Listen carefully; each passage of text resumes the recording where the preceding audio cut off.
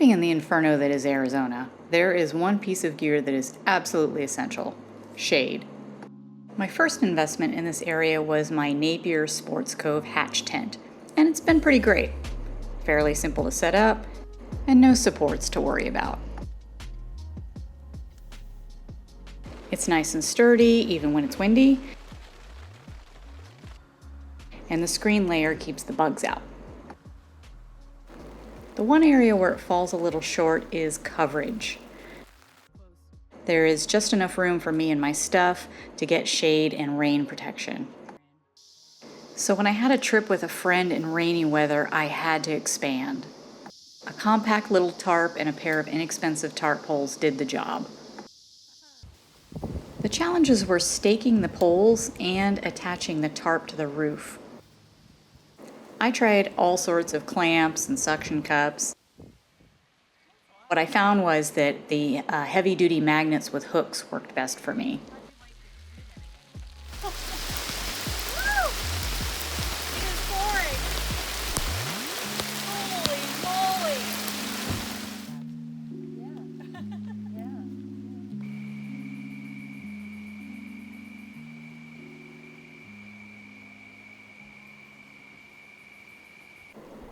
The main problem with this setup is, despite increasing the tension and sloping it for runoff, the tarp tends to sag in the middle when it rains.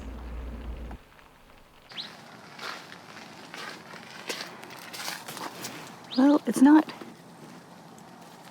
full of water, but it is baggy. It is a little baggy. As a short person, it's not a big deal, but the doors do drag on the underside of the tarp when I open and close them.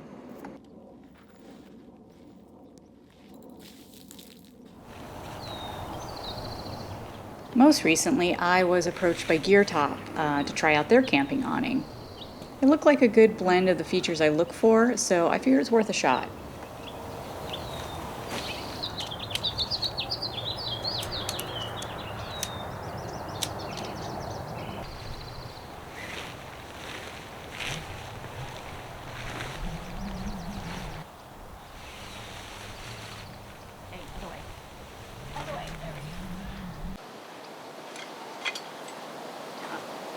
It does not come with poles. I repeat, it does not come with poles.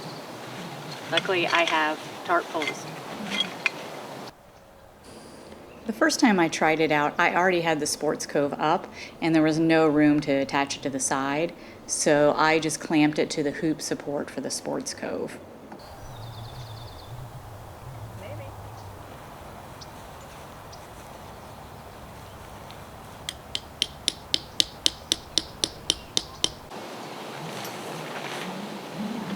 High. I have it sideways. Whatever, I like this.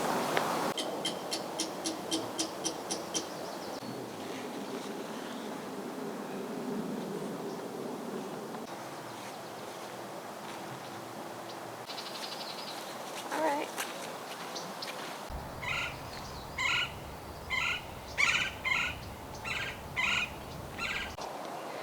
So yeah, I could see this arrangement being very useful for when it's raining, so that I get a little more outdoor space, and I still have the screen capabilities of the SportzCove at night. So if it's warm and rainy, yeah, I like it. First impressions, pretty good. Full disclosure, this is installed completely wrong. So this is supposed to be a back wall that goes on this side, but I wanted a sidewall, so it's installed sideways.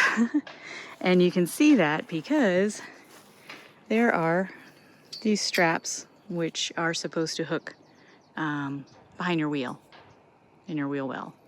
So there's, at least I assume that's what these are for, because it's a lot like the SportzCove in that. So there's a strap here, and there's a strap here. So this side is supposed to face your vehicle.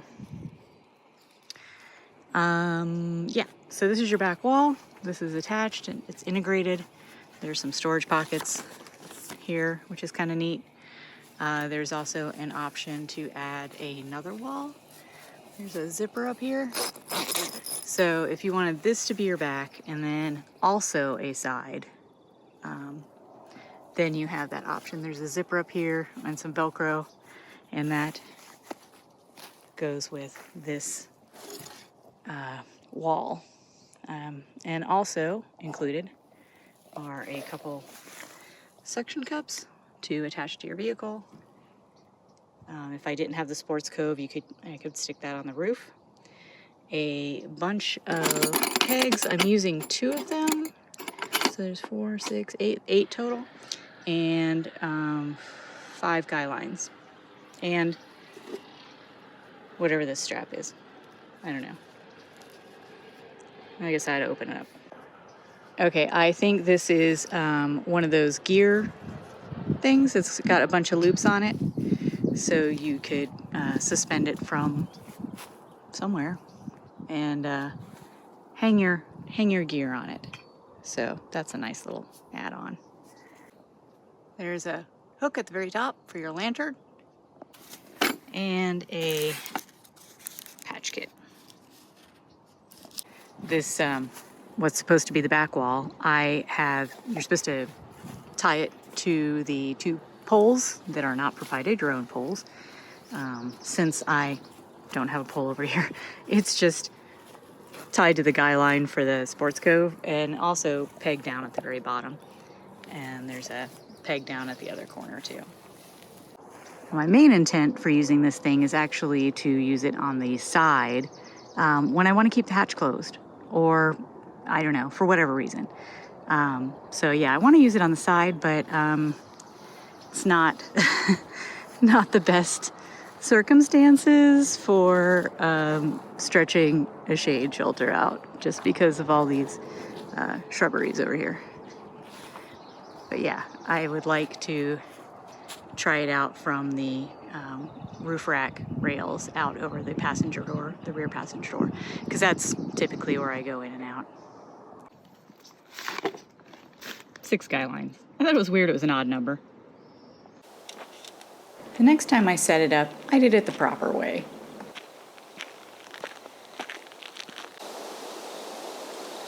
All right, give them a go.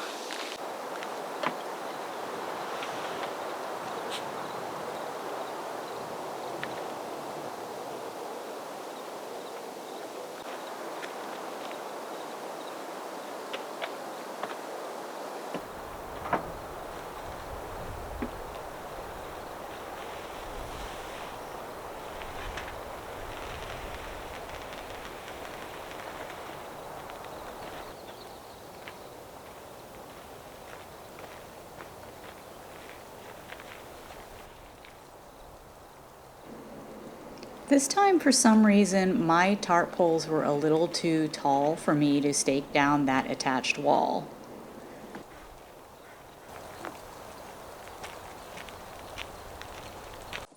Okay, before I forget about the GeerTop.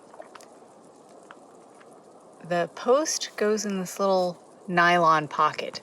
Last time I set it up, I tried to put it in this grommet. There's a pocket for it. Second thing is the suction cup. I initially had it clipped into this loop at the end. There's a loop at the end of this nylon webbing that the suction cup goes onto because the width of your vehicle is going to vary. So this is wider than the 4Runner. So this strap allows for that.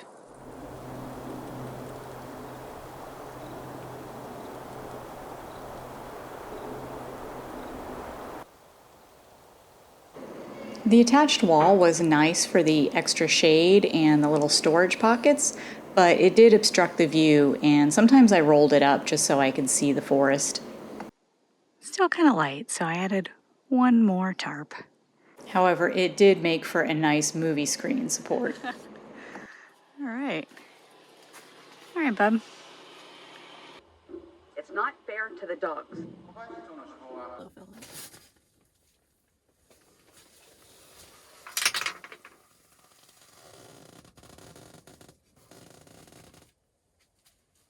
Cut on the spoiler.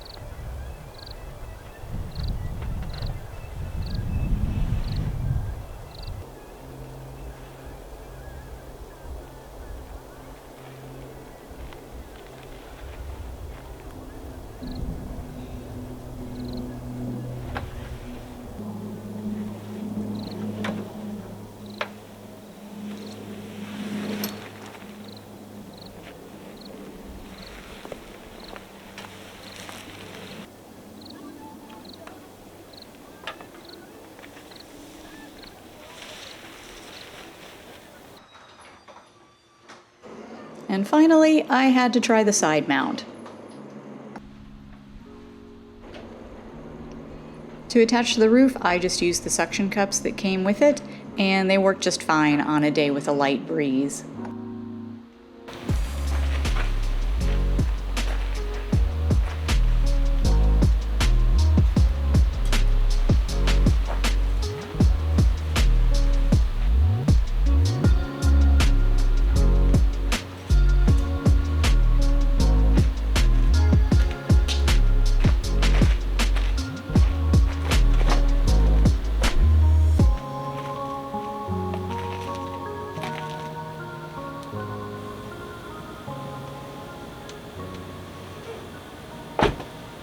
All right, two things I learned from mounting it to the side.